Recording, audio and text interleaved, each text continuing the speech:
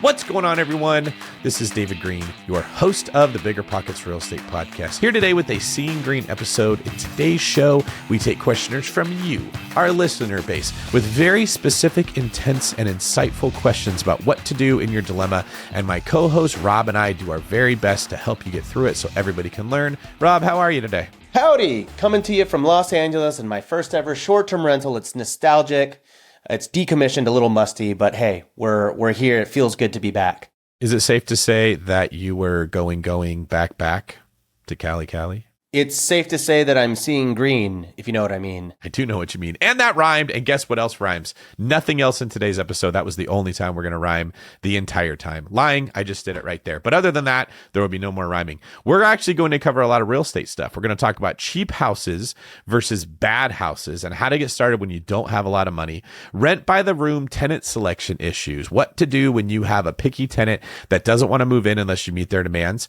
How to get a second house hack and a third house hack and a fourth house hack, as well as what loans are available to first-time homeowners. Short-term rental debacles and dilemmas when you have somebody renting your house and they're not taking good care of it, what you can do to prevent this, and more in today's episode. Up first, we're going to talk about taxes, insurance, and a loss of cash flow, and if you should hold them or you should fold them. And most importantly, if you want a chance to ask your question, head on over to biggerpockets.com/David. The link is down in the description below. Pause this, send us your question, and let's jump in. And life pro tip, even if we don't answer your question, you can always head on over to biggerpockets.com. Head on over to our forums. We get a whole community there, tens of thousands of people that are happy to support you and answer your questions. So go join that if you're not already part of it. Hello, David. My name is Zach Palmer, Cape Coral, Florida. I have a question about what to do with my long-term rental. It was cash flowing nicely.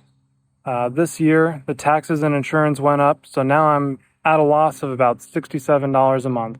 First option we're thinking about is just keeping it. We're trying to play the long-term appreciation game. It's in an A neighborhood, a 3-2. We think it's going to appreciate heavily in the next 10 to 20 years. Our second option, just sell it. We have about $80,000 in equity. Can redo the bathrooms, kitchen, some other minor things to get more money out of it. Our third option we're considering is turning into a midterm rental. We're about 1 mile away from downtown and 1 block away from the local hospital. Either way, we have a lot of options, but with all this info, what would you do? All right, Zach, we've got the age-old question. I am no longer cash flowing. Should I immediately abandon ship? A few things. I thought it was very funny that you said it's negative about $67. Did you want to be $67.53? Was it that he left off the 53 cents and that's why he didn't go with the exactly 67?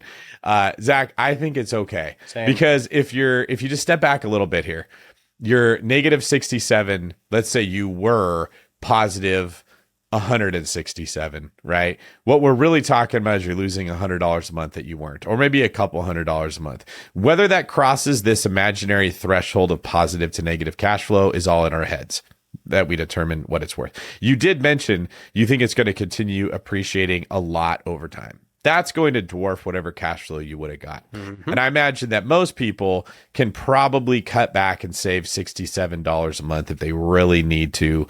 Maybe you get the family plan at the Chinese restaurant instead of ordering the individual entrees or something. But that's not too hard to recover $67. So if it's long-term, going to keep going up, I like that. The other option that he had there was the medium-term rental. My thoughts on that were how much you're going to have to spend in furniture to try to get a little bit more every month. So 20, 30 grand. Yeah, 20, 30 grand. That'd be good if it's only 20, 30 grand. Right, and that's just to figure out if it's going to work as a midterm rental. Mm-hmm. It might, but this is the misconception I really dislike about midterm rentals is that it's not actually easy. Like if you want to do it the Jesse Vasquez way, he's got an amazing empire. He's so good at contacting hospitals and construction companies and tech companies and building relationships and having a book of business that will basically book his places for a month at a time. That takes a full-on team to do that type of thing. But one simply does not say, I think I'm going to turn it into a midterm rental. Let the 30-day bookings begin. It doesn't really work that way, unfortunately. So I would say, make sure, analyze it, run your comps, but $67 a month, obviously I hate losing money, but that's nothing. That's really nothing. He said it's an A+ neighborhood. That's one really important piece here. I imagine it's going to appreciate more than $700 a year by a lot. So he's actually not in the negative here. Really just more so from a cash flow perspective, but certainly not from like a net worth perspective. So I'd say keep it. Zoom out. That's the key. Zoom out, right? You're looking at it every month. It's losing 67. Zoom out to what it's going to make in a year. All right. So you're losing 700, 800 bucks. There's properties that lose more than that in a year because one thing broke. You had one leak that caused your property to lose $1,000 in the year, right? But even if it was cash flowing positively, so you felt good about it, zoom out even more. This is 1 year. In the future, rent should be going up, right? Yeah. You're going to be glad that you bought it. So you made a good financial decision investing your money into real estate instead of spending it on stupid things. Just feel good about the fact that you did it. It's a long-term investment. We like real estate to cash flow. We try to make it cash flow.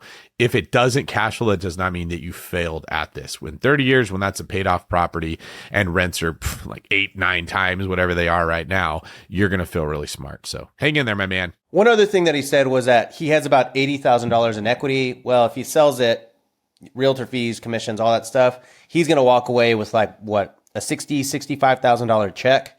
I'm not really confident he's going to be able to move that money into a property that's going to be that significantly different. If he's talking about leaving an A+ neighborhood or an A neighborhood in his area, I would say just stick with what you got. One rent increase of 3 to 5% year over year is going to fix that for him pretty quickly, I'd say. And this is a unique problem that we're experiencing right now, especially in places like Florida. It's the insurance and the taxes are going up faster than the rents can keep up with. My whole career investing in real estate, I've never seen it where your expenses go up faster than your income are. But the insurance problem and all the inflation that we've created has created this problem. But you know what? If you've been listening to this podcast, you've been warned about it for years. So you've got healthy reserves built up. You've been making financially responsible decisions and you will weather this storm. No pun intended, because you're in Florida. Thanks, Zach. Is the pun that there's a lot of storms in Florida? Yeah. Nice. I don't feel so nice about it if you have to ask. It was good, man. I'm the Should dumb I said one. if you could weather this hurricane, would that have been better? Ah, there it is. I get it now. Thanks for the pity laugh, man. I ain't too proud to beg. It was real. All right, we're getting into it with Nicholas Sanchez from Tejas, who wrote in the forums on BiggerPockets.com. Hey, David, I'm in the Dallas-Fort Worth Metroplex, and I'm curious if you could go over some of the strategies for buying the second house hack in the 2024 market. Would I have to refinance the first property after a year because it would no longer be my primary? And along with the second property and future, would it be good practice to have separate checking and savings accounts per property? Thanks in advance, Nikki Sanch. All right, so let me break this down because we do talk about this strategy a lot. I believe you've coined it the sneaky rental strategy, if I'm not mistaken. So what Nick wants to know is, hey, if I'm ready to execute this sneaky rental strategy, is there some kind of technical process, some kind of paperwork that he has to file in order to basically turn his quote unquote primary residence into an investment loan? There is not. And that's why I keep telling people, this is it. This is what everyone should be doing every year before you even look at BRRRR or long distance investing or anything. Buy a dang house hack. You get the best loan possible, the best rate and the best down payment. And it's not only better, it's not like, well, you could go 20% down for investment property, but 17% down for a primary residence. You could get one for 3% down, about 1/7. You could buy 7 of these things for the same down payment it would take to get one investment property. And you do not have to do anything when you move out. As long as you intend to live in it as your primary residence when you buy it, there is no rule for how long you have to live in it. They can't force you to do something. If your mom gets sick, if your job wants you to relocate, if your barber is no longer able to get your coif the way you want it and you're forced to move somewhere else to get the same quality service, if you found the perfect house to move into with a better in-home movie theater so that you can watch Interstellar in surround sound 5.1 Dolby, all of these are legit reasons you can leave your primary residence and get another one. And you don't have to you have to tell the bank you're doing it. It does not matter. That is not a part of the loan. So sorry, did you say you have to tell the bank or you don't have to tell the bank? You do not have to tell anybody at all. The only situation you will get yourself in trouble is when you buy it saying you intend to occupy it as your primary residence, and that is a lie.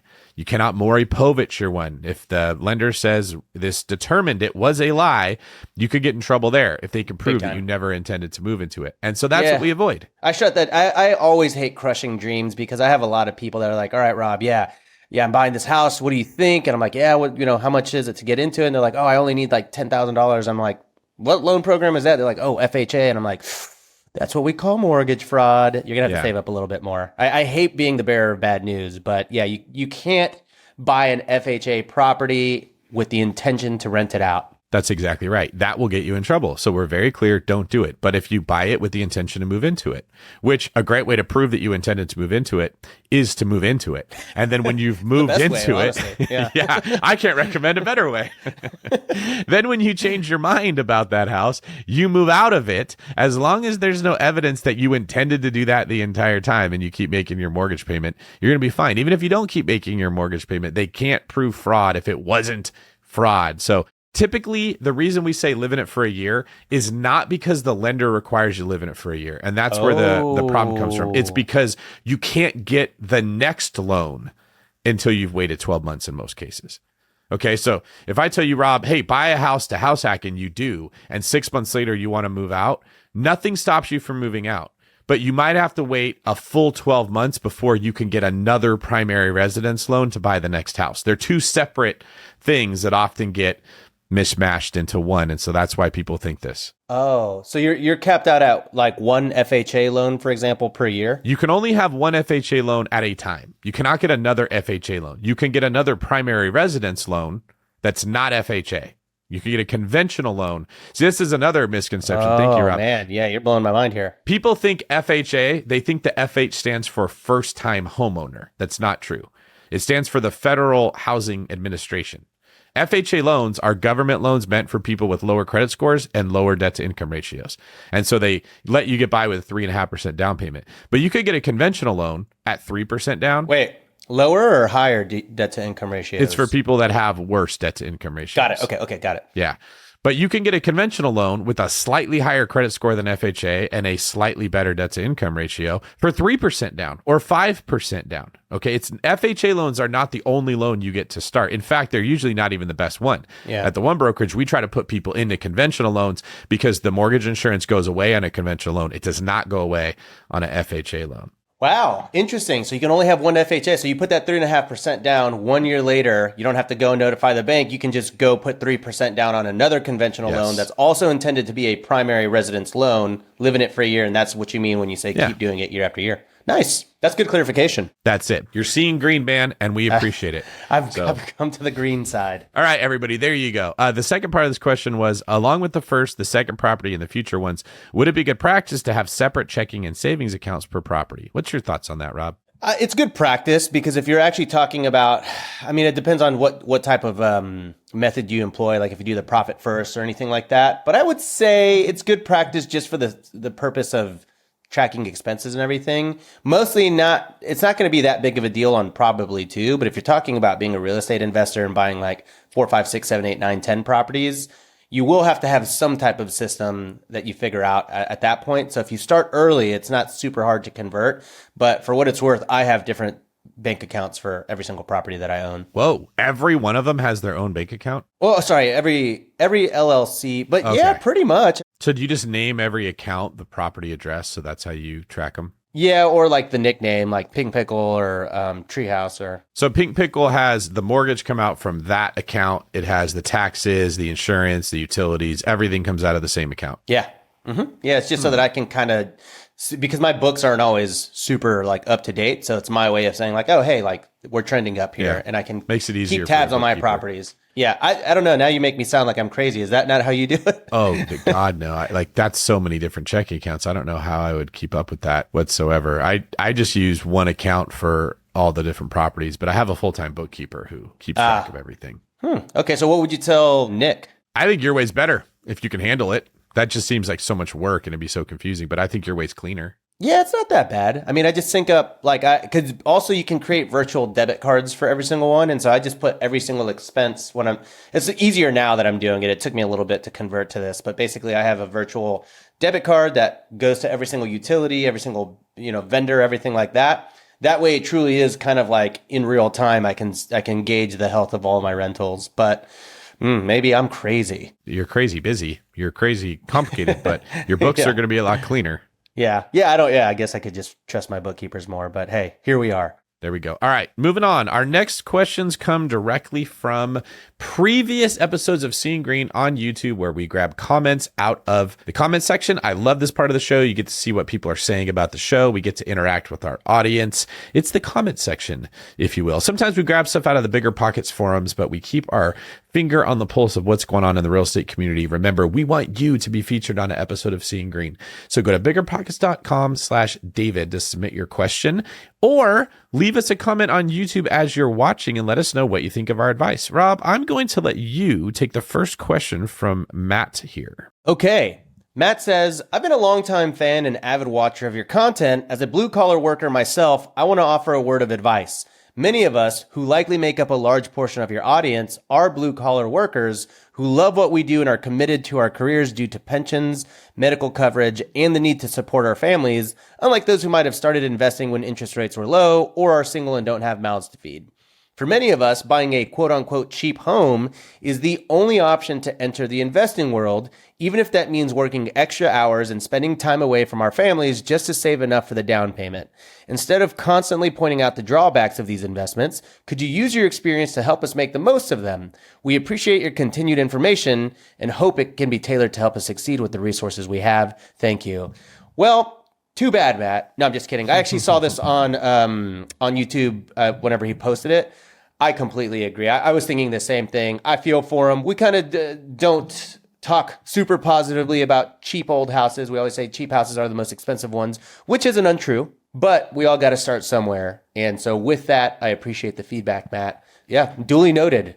I'm changed. I don't know that I'm against cheap houses, because cheap has to do with the price point. Of course, I'm going to prefer a lower price point over a higher one. The concern is the location, because cheap houses are typically in the worst areas, and the location of the home is the only thing you can't change. That's what makes me nervous, because where he was mentioning here, like, if that's our only way in the game, tell me how to do it. Our concern is that you can't get out of the game. You buy a house that becomes a money pit, and you're saying, I had to work really hard to get this down payment. I buy the house. Now I'm working all the time to dump more money into a property, and there's no way out. You just consigned yourself to a lifetime of overtime to keep a property afloat. That's what our concerns are. It's not the price point. It's the safety and the desirability of the area and the tenant pool that you have to pick from. Right. So if you have a way to buy cheap houses in good areas, that's what you want. That's what we're all... Best case scenario. Right. Yeah. Do you think, Rob, that we're just not doing a good job of differentiating between bad location and cheap price point? I don't know. I can see what he's saying, because we do, there are times where we're not super friendly to the concept, because we're just like, don't do that. Why would you do that? But what he's basically saying is, well, I have no choice. This is literally the only way I can do it. Now, on the flip side of this, I think that the solution that we offer, which isn't for everyone, but it is the solution, is the sneaky rental strategy, where you say, hey, if you can't afford to go out and buy a rental property in a good neighborhood, house hack and build your wealth from there. And I think that doesn't really help half the people who are very like, I would never do that, which unfortunately, like, we can't make them want to house hack, right? And truthfully, I don't have an answer. It's probably case by case, but I think what he's basically saying is, like, can we develop a start from the ground up strategy? And if I'm reading between the lines, that's maybe not house hacking, but I just don't know if that necessarily exists. I think, even Scott Trench, everybody on the network would just say, like, save up your money until you can get into that first property. Yeah, and let's talk about just the amount of money that it takes to get into a house, okay? Let's say you're doing an investment property. You got a house at $200,000, $400,000, or $600,000. We're going to call that like cheap, medium, or expensive. If you're putting 20% down, that's going to be 40 grand on the cheap house. That's going to be 80 grand on the medium house. That's going to be 120,000 on the expensive house. 40, 80, 120. That's a lot of money. Even the cheap house at $200,000 is still $40,000 down payment plus closing costs. It's a lot. Now let's look at house hacking on those same houses. Okay. The cheap house would require $6,000. The medium house would require $12,000, and the expensive house would require $18,000. Very big difference. Yes, that logic is all sound. It makes complete sense. I'm with you there. I think what Matt is saying is whenever we poo poo the idea of buying like a $50,000 house in the suburbs of like, I don't know, some random little town type of thing. I think that's more the scenario. Not necessarily that $200,000 house, but it's like, hey, all I can afford is this little like $45,000 fixer type of thing. Yeah, maybe we could try to do a better job with it. Those are difficult though, because you often can't find a loan for a house that's priced below like $75,000. And so it just becomes now you almost need cash to be able to play in these cheap house area, which means you have to be wealthier. And we get right back into the same scenario. So I will do a better job of trying to think about for the people that are investing in cheap houses. But let us know in the comments if you think there are strategies that we are neglecting here that people can use to get their foot in the door to start building equity when it comes to real estate. Yeah, but it's hard though. It is. I mean, thinking through even like a $75,000 house, if you're truly trying to fix it, like an AC could be like $7,000. So it's like, yeah, it's literally 10% of the value of your entire house. Yeah. A roof could be 25% of the value of the whole house. That's why we say cheap houses sometimes are the most expensive ones. It's just hard to make investing work when you're playing at that price point. Yeah. And I see where you're coming from on that oftentimes, because what you were saying at the beginning of this was just like, what we're trying to do is if you're already kind of got, a little bit of savings and you're just trying to get into your first house, we don't want that house to be like a money pit that you basically regret buying.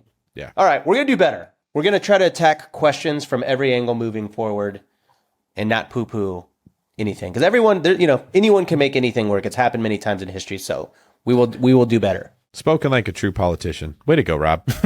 We may or may not do better, but we may or may not try our best. But we will not do the same unless that's what you want us to do, in which case we will do the same, but we will do it with a different paint color so it does indeed look different. Our people will get with your people. All right, our next question comes from Sunnybody9567, who says, what do you look for in a good property inspection, or how do you find a good property inspector? And how do you do your own due diligence? Rob, I don't imagine that you spend a whole lot of time looking at home inspections. I'm guessing you probably have people on your team do it. What do you think? Like, do you meticulously pore over these things? Is there anything that jumps out at you? Okay. What's your advice? Well, this is selfish, but it's like property inspections are so long sometimes, and it's really hard to like figure out what's actually wrong and what's not wrong. I guess ultimately I do really like a good report that puts like the bullet points of everything, and then it gives you the actual report at the back end. That's what I'm always looking for, like, because at this point I know enough about homes construction to see what's good or what's bad. So I like to see the bullet points for what needs to be addressed, but then read the full report. For me, I guess I'm typically looking, I kind of want an inspection report that's a little bit more doomsday for a couple of reasons. I like to just have everything in front of me so I can see it. So the more thorough an inspector, the better. It doesn't happen often, but sometimes I get an inspection report that's a little like, oh, that's not that bad. Those are the ones that worry me. I feel like a good inspector is really good at pointing out things that can be catastrophes for you down the road. But then when you actually talk to them in person, I've met with most of my inspectors in person, they can usually level with you and say, hey, yeah, I have to put this here. This is definitely something that can be wrong, but between you and me, this is not something you have to worry about quite yet.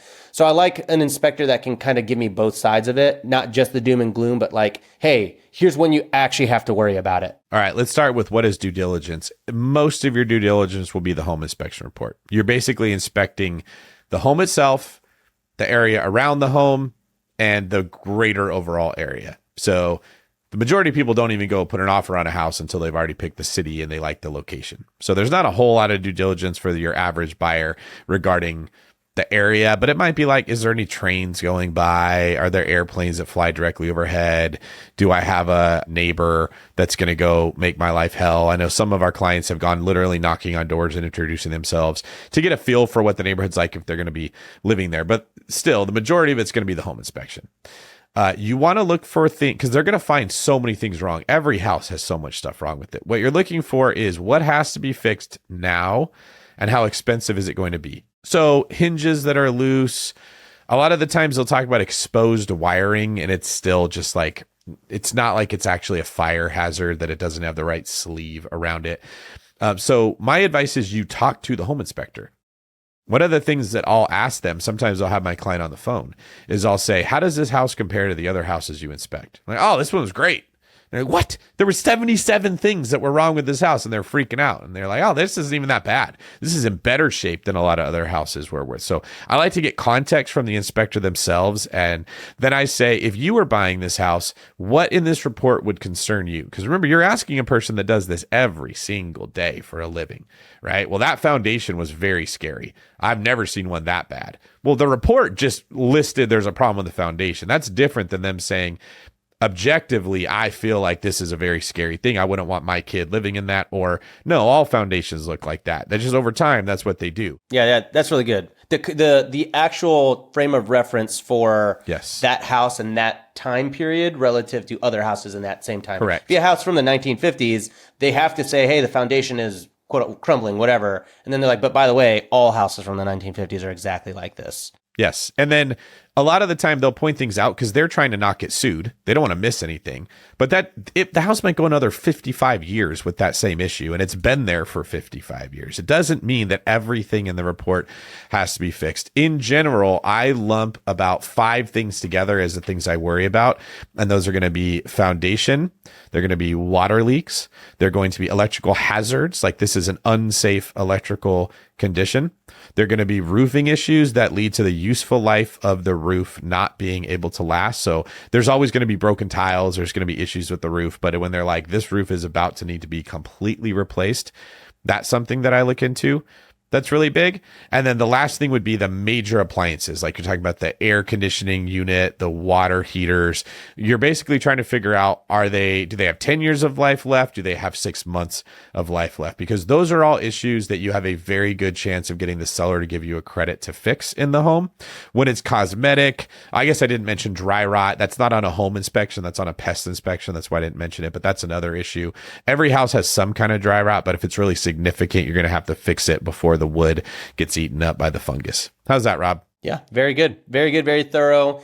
I think, you have to, I mean, is it not common to always speak with your inspector? I feel like I speak with, whether it's in person or on the phone, so they can actually run me through like, hey, yeah, by the way, let me distill this for you a little bit so that you don't freak out when you read it in the report. No, I think people would rather spend 4 hours looking at the report and freaking out than picking up the phone to talk to the person and asking Yeah, them. I mean, I always say this, 99% of problems in real estate could be solved with a simple phone call. And I bet you a lot of deals have fallen through because they didn't actually have a conversation with the inspector about it. Yeah. Remember, when you're dealing with the title company, the escrow company, the loan officer, the home inspector, the appraiser, everyone, their first priority is always going to be to not get sued. They don't want to miss something or not disclose something because that gets them and their license in big trouble. But if you want to interpret what has been disclosed to you, pick up the phone and call them and ask them, how concerned are you and how do we fix this problem? All right. Our last question comes from my cousin, Shannon Greene. Just kidding. Shannon doesn't have the E at the end of her name, but it is Greene. This comes from the BiggerPockets.com forums in the short-term rental and vacation rental subsection. Asking for IDs for all renters per stay, is this good or bad? We have an STR beach home in South Padre Island. We recently had a large group, larger than what was allowed, stay at our home, and their behavior was unacceptable. We found out that one of the kids' mothers rented the house and was never on site. It was a bunch of young underage kids doing dangerous things. Question for everyone. We use VRBO. How do you handle preventing this? We have changed our language to state the person renting must be at least 25 and must be present during the entire stay. We would like to request IDs before renting for everyone staying. Just a thought. Is anyone doing this? We have a local manager that can check IDs upon arrival. What are your thoughts? Any advice would be appreciated. That's a hard one. I mean, you're never going to be mad that you were overly secure, but you might be mad that you were so secure that you lost out on booking info, right? Or on bookings. So there are actually services that you can use that will do this for you. I think it might be a little hard if you're saying, hey, I need everyone in your party to send me, this random person on the internet, your ID. But I use a service, the Superhog. Basically, I say, hey, everybody will need to get verified through this service. They're going to require everyone to upload their IDs, do a background screening, all this good stuff. Here's the link. And basically that service is the intermediary. Every time I've ever asked people to do that, I've had no issues whatsoever. Most people are like, oh, okay. It's a little bit of friction, but a lot less friction than asking people to send me like 8 photos of IDs. So I'd probably try to find some kind of intermediary service that will do that versus asking for it yourself, which some people do, but I don't know. It kind of feels weird. Someone asks me for my ID, I'm always just like, why? Yeah. It's a supply demand thing, right? I tend to say be as restrictive as you can get away with. Yeah, there you go. So if you have an amazing house, tons of demand for it, it's renting all the time, and you can turn somebody down who says no and just fill it with somebody else, have more rules. If beggars can't be choosers and you're having a hard time getting it filled, this may stop the situation you had from happening, but now you have another problem, and that's nobody's renting your house and you're losing money every month, which is worse. To have a problem with more people at your house than you should doing dumb stuff, or to have a vacant property. We can't give you an answer exactly what to do, but this is the way that I think you need to weigh the decision that you have. Another thing would be to figure out some way to just make your property undesirable for young kids doing dumb stuff. Okay, like if you bought a property that has a pool and then an overhanging roof right over it, and it's like an easy access to the roof, you're going to have people that want to jump off the roof into the pool. So can you put something on the roof to make it very difficult to do that? Yeah, like the pigeon spikes at restaurants so that the pigeons can't sit on there? Pigeon spikes at restaurants, a big fence or something up there, a whole bunch of signage that says, if you do this, you will be charged a god-awful amount of money or something like that. Having a manager that greets everybody when they check in, even if they don't give IDs. Well, I've done that before. We've rented luxury short-term rentals to host retreats at.